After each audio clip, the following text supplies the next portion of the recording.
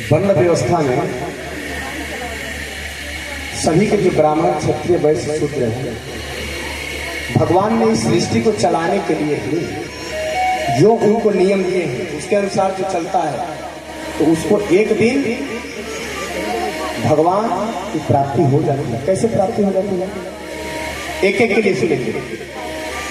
प्रजापत्यम ब्राह्मणानां स्मृतम स्थान क्रियावताम् अस्थान मैत्रिकम क्षत्रियाणां संग्रामेष्वनुवर्तिनां वैश्यानां मारुतम स्थानम स्वधर्मानुवर्तिनां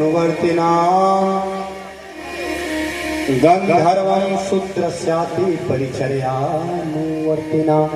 विष्णु महापुराण के 6वें अध्याय के 10 और 11 नंबर श्लोक में बोला।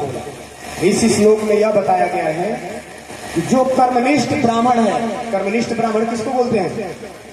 जो त्रिकाल गायत्री का संध्या करता है वो ब्राह्मण अपना कर्मनिष्ठ है तो उसको कौन सा लोक प्राप्त होता है? प्रजापत्यम, पितृलोक को प्राप्त होता है।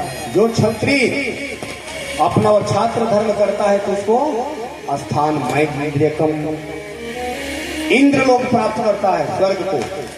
और जो वैश्य अपना नियम अनुसार से चलता है तो उसको मारुतम स्थान क्रियावताम, मारुतम अथवा वायुलोक को प्राप्त होता है। और जो शूद्र अपना परिचर्या इत्यादि जो नियम धर्म बताए उसके अनुसार चलता है तो उसको गंधर्व लोक प्राप्त होता है। अच्छा, अब ये जितने लोग हैं इसी सृष्टि के इसी ब्रह्मांड के अंतर्गत है। तभी तो वेद मंत्र कहता है आप ब्रह्म स्तंभ पर्यंतम मायामयम जगत। ये यहां से लेके पूरे ब्रह्मलोक तक माया त्रिगुण।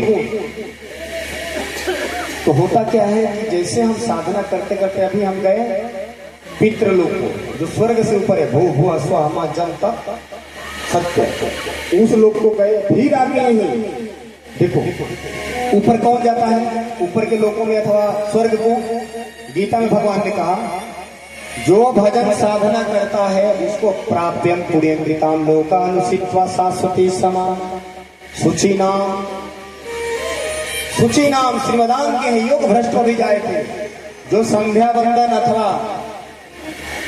साधना करता है तो पुण्य लोकों को जाता है, अथवा स्वर्ग लोक से ऊपर जो पितृलोक सत्य लोक है उस लोक को जाता है, ब्रह्म लोक को जाता है, सूर्य लोक को जाता है।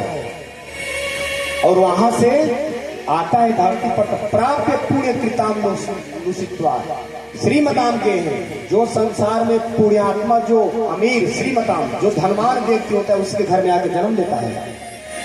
फिर वहां से आके साधना करता है तो एक दिन भगवान को प्राप्त कर लेता है। यह साधना का नियम है। अब चाहते हो कि हम कोई लोक में ना जाए, डायरेक्ट भगवत प्राप्ति कर ले, तो उसके लिए जीते जी स्मृति को और स्वीकृति को बदलना पड़ेगा। स्मृति जागृत करनी होगी, ये शरीर नहीं हूं, संसार नहीं हूं, ब्रह्म नहीं, माया नहीं, नहीं जीव नहीं काल, अपने ही सुधिना रही हो, ये रहो नंदलाल, ये स्थिति लाओ। और नहीं तो फिर एक एक लोक को पार करते हुए प्रवृत्ति कर्म से जाना पड़ेगा आपको। नहीं तो अपने आप को भुला दो कि मैं हूं ही नहीं, शरीर है ही नहीं, संसार है ही नहीं। ऐसे भी देखो बहुत आसान है। आप जरा विचार करो, ये संसार क्या मैं हूं? ये घर हूं? नहीं हूं, संसार नहीं। अब ये शरीर में आ जाओ, क्या हाथ है? नहीं, मेरा हाथ है, मैं नहीं हूं हाथ। ये हो गई इंद्रिया। अब अंतःकरण में आ जाओ, क्या मैं मन हूं?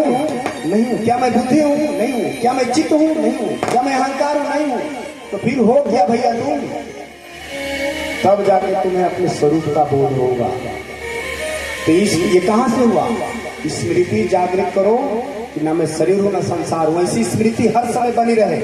और दूसरा स्वीकृति कि मैं आपका हूं, आप मेरे हो, आपके सिवा मेरा कोई नहीं।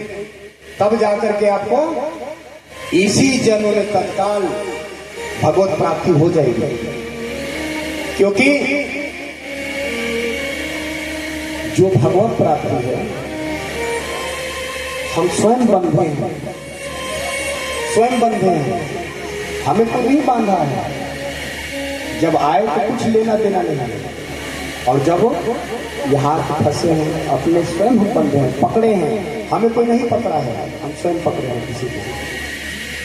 तो इसलिए भैया जिस प्रकार से घड़ी का सेल निकाल दिया जाए, जहीं के तहे सुई ठप हो जाती है, उसी प्रकार ये जो अंतःकरण जो चित्त चिंतन करता है, मन संकल्प विकल्प करता है, बुद्धि निश्चय करती है, इसको ठप कर दो, देखो बिल्कुल कैसे शांति की स्थिति प्राप्त हो जाती है। शांति मध्य राधिगच्छति, क्योंकि जितने आत्मा गुडाकेश सर्वभूताशय स्थिता मादिच मध्यम च भूताना मनते हैं, उनके सिवा कोई नहीं है। तो आज जो है